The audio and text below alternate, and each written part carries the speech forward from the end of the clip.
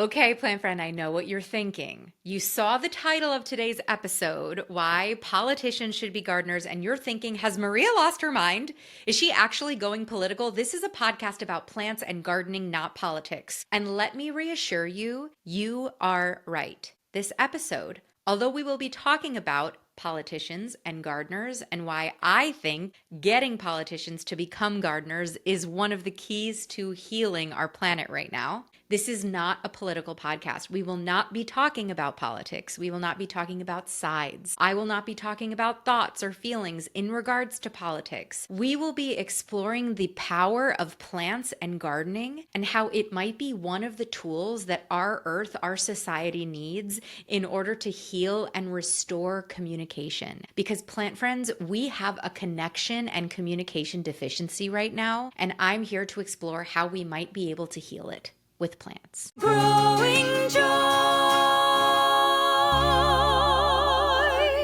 Hello, plant friends. Welcome to Growing Joy with Plants. I'm Maria, the host of this podcast, the crazy plant lady, trying to talk about why I think politicians should be gardeners and why I think if everybody had a plant, the world would be a kinder and greener place. If you're new here, welcome. I am so excited to be your new plant friend. And if you're a returning guest, welcome back, welcome home. So honored to be a part of your plant journey. And today I needed to make this solo podcast about something that has really been weighing on my heart lately as I have been witnessing our society go through one of the craziest moments of all time, as I have been witnessing such incredible disconnection, disarray, chaos, overwhelm, hatred, judgment, inability to relate. It's been a tough year, plant friends. And call me crazy, call me naive, but I truly feel in my bones, if we can be taking some of the empathetic practices that we use with our plants, the world would be better. The world would be kinder. There is emotional intelligence that our society is lacking right now that is built by digging in the dirt,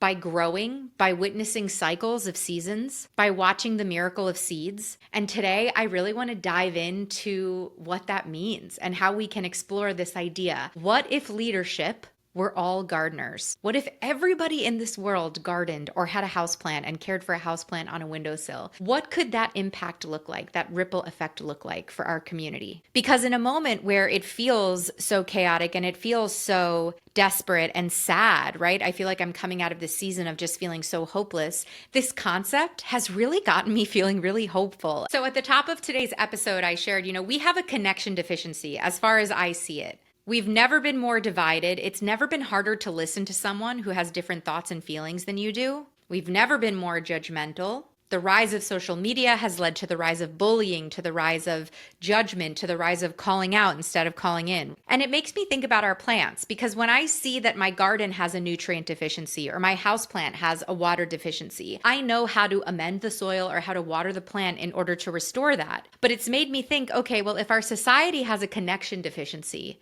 if our society has a communication deficiency, how do we amend that like we would amend the soil or we would water? To me, it's learning to listen on a deeper level, which is something we practice with our plants. To me, it's learning to tend to something, to tend to others in a different way than we've been doing. And we learn how to do that with our plants. To me, it's patience. You need to experience patience when communicating and trying to connect. We have a lot of patience with plants, particularly when you grow seeds. And most important, it's this concept of reciprocity, which I feel like we're really lacking in society, which Mother Nature and the trees and the forests and our gardens and our houseplants are the ultimate examples. They are our ultimate teachers in the power of reciprocity and how important this concept of reciprocity is, and how easy it is to lose sight of it when we're living in such a state of activation and a state of fear due to our 24-hour news cycle, due to job insecurity, due to fear and insecurity and everything that we're all moving through. So let's unpack some of the lessons that you learn in your garden, these micro lessons that we can all bring to the world as a macro lesson, right? So yes, this episode is titled, What If All Politicians Were Gardeners? But really, you're a leader in some capacity in your own community. Whether you're the leader of your family, you're the leader of the PTA, you're the leader of your school, you're the leader of a club, an extracurricular activity, maybe you're a leader at your gym. Maybe you're the leader of all your pets, right? You're a leader of something. You're the leader of your own life. And I think a dramatic shift can happen if we all take ownership of our leadership, but also what that means to be in leadership, in reciprocity, and in community, which, let me tell you, trees are the ultimate example of. So let's go through these ideas that have just been sitting on my heart as I've been getting in my garden, and think about how we can use these principles to bring it to the world in a larger way, right? We practice these ideas on these micro levels with our garden, but we do them over and over and over again. So like a muscle, it gets stronger and stronger and stronger. And if we can practice these things on a micro level, I believe we can bring it to the world in a larger, more meaningful way and start healing all of the division that we are experiencing. So number one, the key to healing this communication and this connection deficiency that we have is listening on a deeper level. And there is no other hobby, there is no other way that you can practice listening on a different level than with your garden, because your plants cannot talk to you. They cannot bark at you. They cannot meow at you if they're not feeling well. They cannot yell, "Mommy, Daddy, help me, I'm not feeling well." You have to tune your ear to the frequency of plants in a much more sensitive way than anything else around you. And when you are able to routinely tune your ears to the frequency of plants so that you know how to communicate with them, how to give them what they need, that is a skill and a muscle, emotional intelligence, that is going to absolutely change your life. And it's going to be able to help you look at people who might not be communicating with you the way that you'd want them to. It's going to be able to have you look at people who probably don't even have the same views as you do, but it's going to be able to have you look at them in a much more empathetic and emotional way. Because when we're working with our plants, we're connecting with our intuition, we're connecting to our observation, we're connecting to our empathy and our emotions, right? It takes all of those things to show up to our garden on a day-to-day basis, or to show up to our houseplants on a day-to-day basis. And really, when I think about it, intuition, attention, observation, emotional intelligence, empathy, those are all the things that are lacking in our political climate today, yes, but also in a lot of our local communities, I would assume as well. So how can you tune your ears to a frequency that you've been ignoring? Obviously with your gardens, obviously with your houseplants, but also maybe look at your life as the leader that you are and see how can you open your intuitive sensibilities to be a little bit more perceptive, to be a little bit more empathetic to those around you. And yes, to our politicians, how can you do that as well? I invite you to explore this. Another thing that we practice in this micro level with our gardens that I think is so needed and so lacking in today's society, because we are this instant gratification society right now. We are scrolling all the time. Our phones are eating up our lives. Instant gratification. We can DoorDash something and it can be at our door in 45 minutes. You can Amazon Prime a computer and it get delivered to you within the day. We've never had more resources available at our fingertips, and it has made us impatient. It has cultivated a lack of understanding and consideration. And it is a huge issue because there's no long-term thinking. It's only short-term thinking. We're only looking at what's right in front of us and what's directly affecting us instead of the long term. I don't know what better teacher for patience is than gardening, and specifically than a seed. You plant that seed and it is germinating on its own timeline. You actually have nothing to do with that seed growing and becoming the expression of what it's supposed to be, right? Gardens teach us patience. We can't yell at our plants to grow at a certain rate. We can't tell our hydrangea to bloom. We can't tell our monstera to unfurl another leaf. We certainly can't tell it what type of leaf to unfurl. I need you to be a fenestrated leaf. I need you to bloom pink. I need you to bloom blue. No, the plant is going to do what it's going to do. We end up being the stewards. And in order to be a steward of the earth, you need to have patience. You need to see the long game. And you know what I've observed, particularly with politicians and with our government, when terms are short, there ends up being this short, well, what can I do in this moment, instead of what is the long game for our society, for our earth. We need to be taking care and approaching our communities with more of a long-term focus, the way our gardens are. There are seeds that have to wait hundreds of years to be burned in order to germinate. There are seeds, annuals, that bloom and die and their whole lifespan is a year and they're gone. But they seed their fellow generations, right? And then there are trees that have been around way before we've been born and are going to be around way longer after us. And they're all living in community. So what does that mean for us as leaders of ourselves and leaders of our communities? And what does that mean for us as a society at large? Okay, next up is cycles. We get to live in our gardens in cycles. Nature has seasons. Growth, rest, death, rebirth. Growth, rest, death, rebirth. Growth, rest, death, rebirth. Summer, fall, winter. Spring, summer, fall, winter. Spring, summer, fall, winter. Cycles are inevitable. Seasons are inevitable. And seasons can mean different things to different people, right? You can really like the winter and really not like, and really not like the summer. You could love the winter and you could hate the summer. And in these cycles, everybody gets what they want at some point, trusting that it's always going to be coming back. So when you're in this moment of conflict or perceived failure, how can you explore the seasons and the cycles? Zoom out to really understand what this particular moment means to you. Perspective, really, that's what it is. It's not cycles, it's perspective that we're getting to. I think another huge lesson we learn in our gardens is that we can nurture, but we cannot control, right? I can nurture my plants, but I cannot control them. I can set them up in the environment that they're going to thrive, but it's up to them to do what they're going to do. And as the gardener, as the steward of the land, I have to allow for that plant to be in its sovereignty and do its own thing. I could also set up a gorgeous scenario for seeds to grow, and they're not going to grow. I can't force that seed to grow. I can hope that seed's going to grow. I set the right conditions to support my garden, and then the garden does its thing. I'm nurturing and I'm not controlling it. There is no control in nature. If you think about it, there is so much uncertainty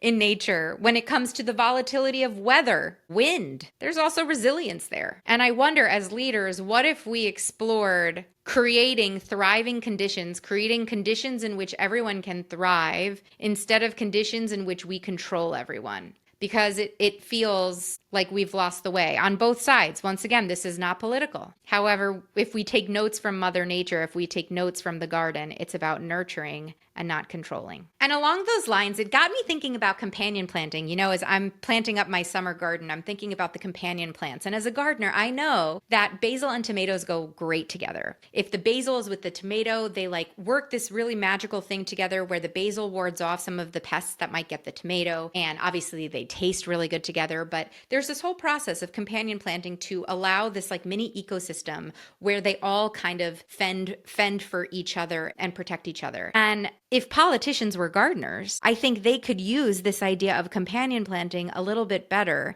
in understanding that you actually need different plants or different people or different thoughts, different ideologies all around you so you can best support each other, right? If I was to monocrop, if I was to just plant an entire pot full of tomatoes, all of those pests are going to descend on that one pot of only tomatoes, and those tomatoes are going to have a much harder time surviving just being monoplanted than if I was to plant them in companion with other plants that actually defend against that pest, actually support them. If I was to plant them with a plant that the tomato could actually lean on as it grows, right? So if I was a politician, I'd be thinking about who can I call into my companion planting to help me survive better, to help better me, and everybody is different. Companion planting is not planting all the same plants together. It's planting a root, a fruit, a shoot, a flower, and an aromatic herb. All of those different things, roots and shoots, they grow completely differently. A carrot grows underground,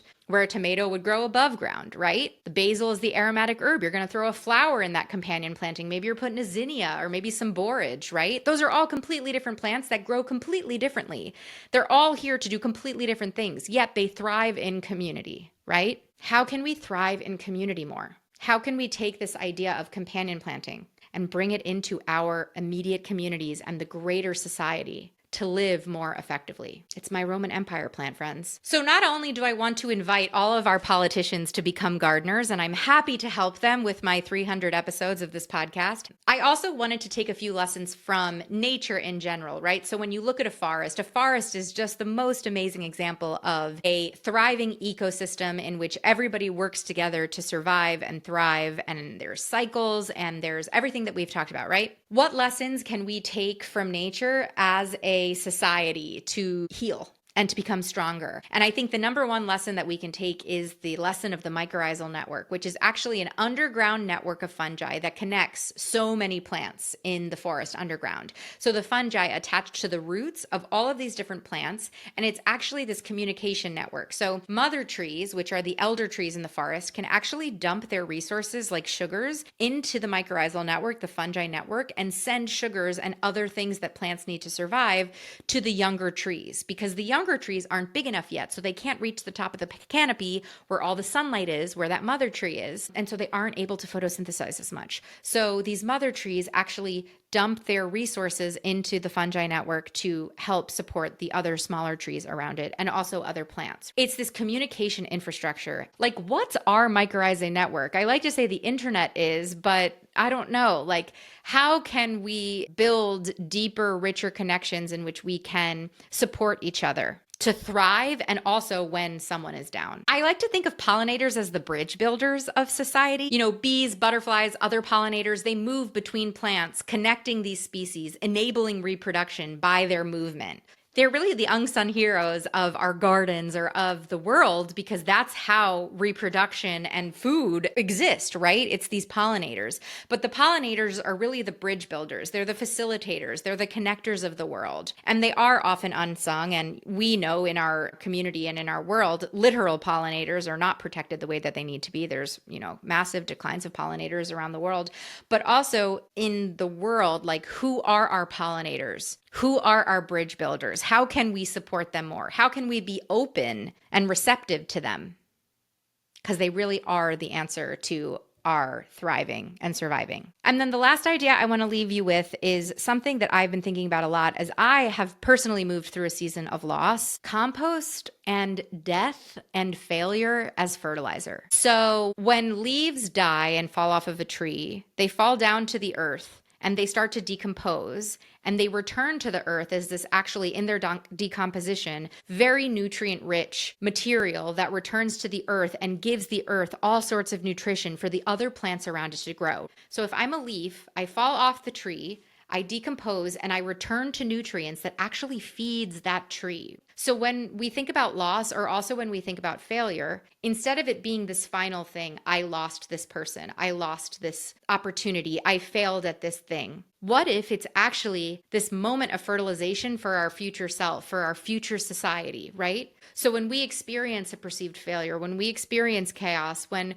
we experience unrest, when we experience disappointment, how is this actually the fuel that feeds us? How is this the compost that actually enriches our future selves so that we can show up better and bigger and brighter and larger for the future?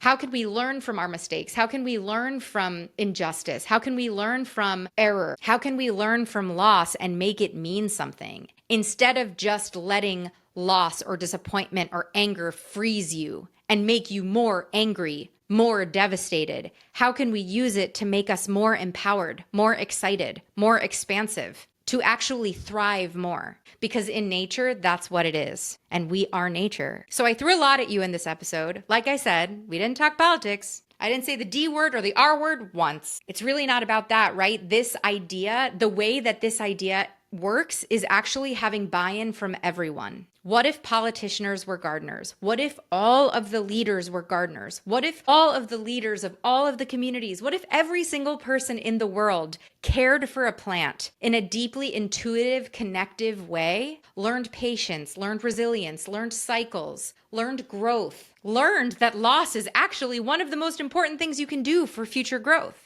What if we all lived life by those principles and made decisions with those principles? What if we built our future to mirror our gardens and our happy and healthy forests? What if, plant friends? That feels so exciting and special. And this has just been on my heart, and so I'm happy to bring it to you. Please let me know what you think. Thank you for holding space for me to share this thought with you. I hope it inspired you. If this episode did inspire you, I'd love for you to share it with other leaders of your community. Hey, maybe you even share it with your politicians. Once again, this isn't an episode about politics, but I would love to hear your thoughts. I'm honored to be sharing this with you, and don't worry, we will be back to plant care episodes as programmed next week. Love you. Keep growing joy.